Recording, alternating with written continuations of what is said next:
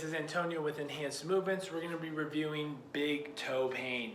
Now, what sparked this was someone who came in who was a runner, so they're obviously doing a lot of repetitions, but they were having big pain at the big toe joint just behind the nail bed, okay? So this is where the toe really creates the most amount of flexion and extension.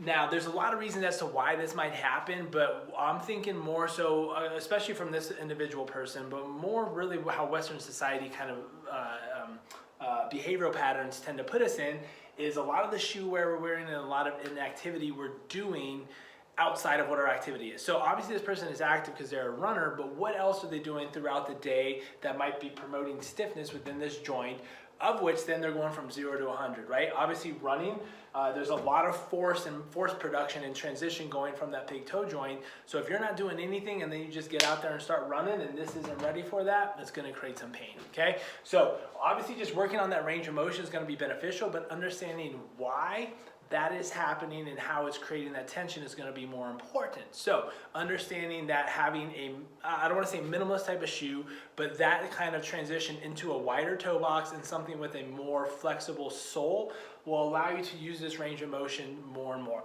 A stiff sole, if you have a stiff sole shoe here, it's not going to flex during that transition phase as much, so it's not going to allow that joint to move as much. And for the ladies, even more so, what we have here, right? What does that look like? You got your high heels. Now you're in that extended position for a prolonged period of time.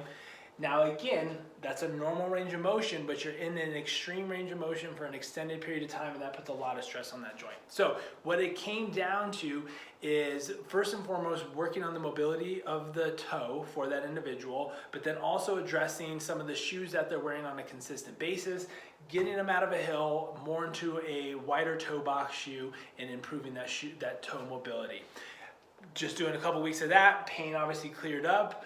That being said too, we also added a little bit of more of a mobility / warm-up routine before just jumping into, okay? So big toe pain, this might be the cause for you. I would suggest you start looking at some of the shoe wear that you're wearing on a consistent basis, as well as what your baseline range of motion is.